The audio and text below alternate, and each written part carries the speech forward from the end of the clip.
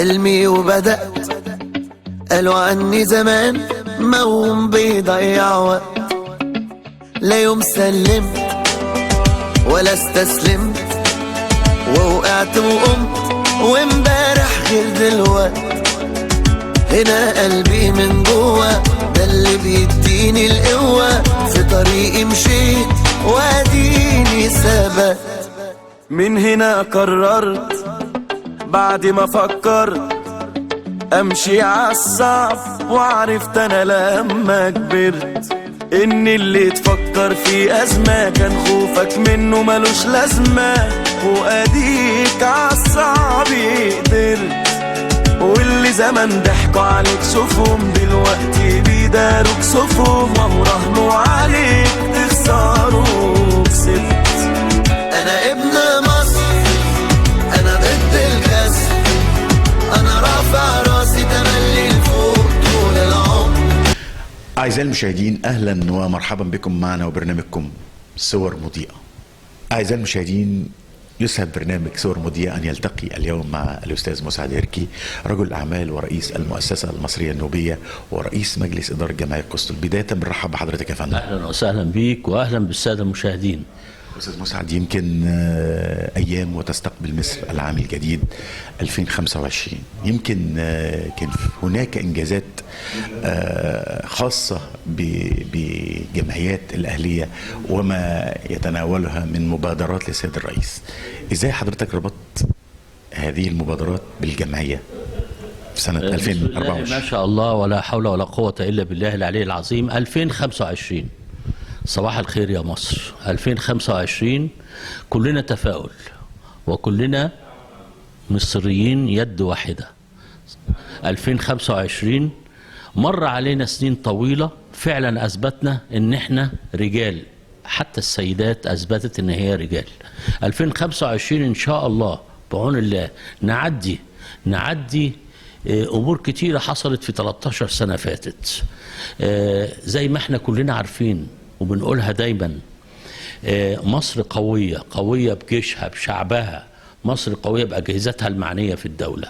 عشان كده 2025 إن شاء الله نعدي المرحلة اللي فاتت دي بإذن الله.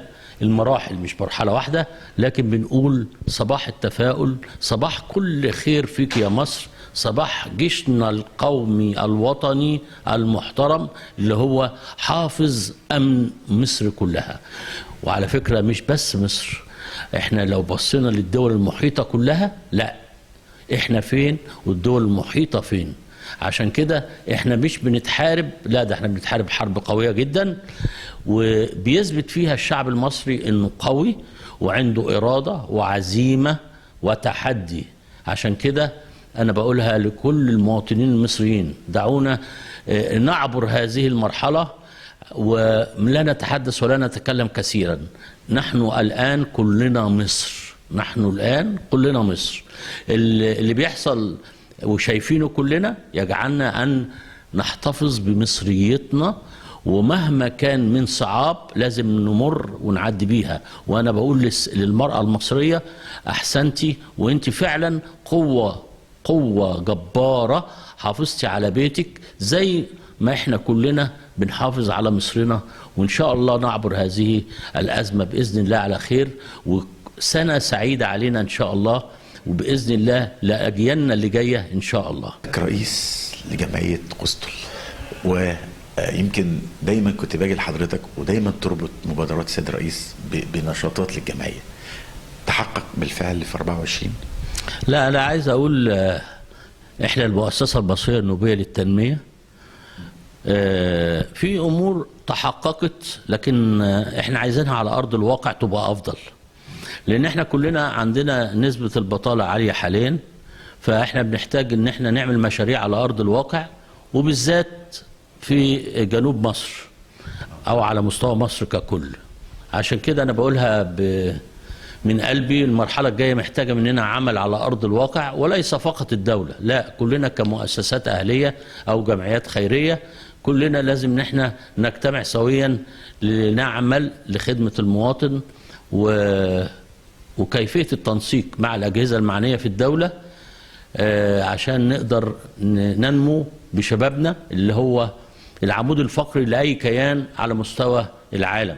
ففي مصر فيها شباب وكيان نحتفي بيه ونحترمه ونقدره. عشان كده احنا بنقول هيا بنا مع شباب مصر الصاعدة الواعدة ان احنا نعمل حاجة عشان يقدروا بعد كده هو يعدوا المرحلة اللي عدتنا 13 سنة اللي فاتت دي، لان عدى كتير واحنا مش هنبص للي فات، خلينا ننظر الى الامام ان شاء الله.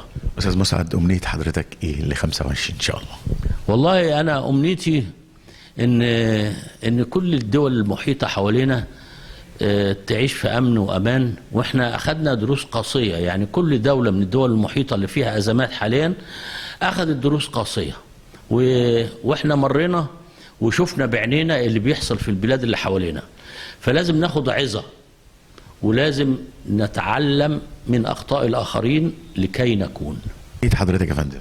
انا عايز اقول ان احنا معروفين كشعب مصر ال 120 مواطن مصري، 120 مليون، ان احنا الحمد لله ما فيش حاجة اسمها عندنا قبليات او عرقيات او ديانات. فانا من خلال البرنامج بقول لكم كل سنة وانتم طيبين، اهلنا وناسنا المسيحيين. يوم 7 يناير ان شاء الله كلنا هنحتفي بهذا اليوم الجميل المجيد. ودي احلى حاجة فيك يا مصر، ان احنا كلنا واحد مهما تعددت الديانات او الثقافات او القبليات، في الاخر كلنا مصريين. خالص شكر وتقديري والف الف مبروك لاهالينا المسيحيين، وبقول سنة سعيدة 2025 علينا جميعا باذن الله.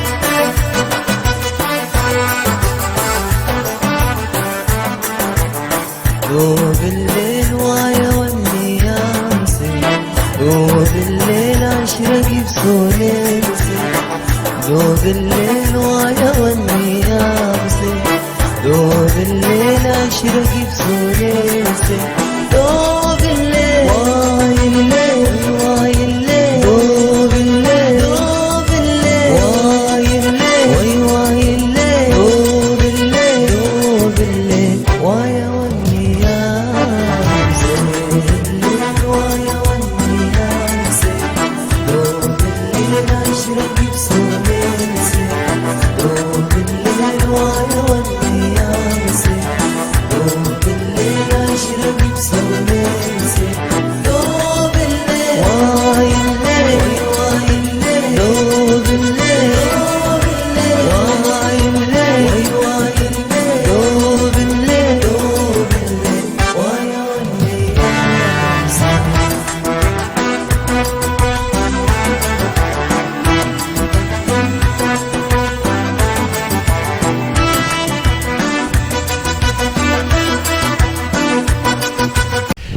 أعزائي المشاهدين، ويستمر اللقاء مع الأستاذ بدوي عبد الباسط نائب رئيس المؤسسة المصرية النوبية.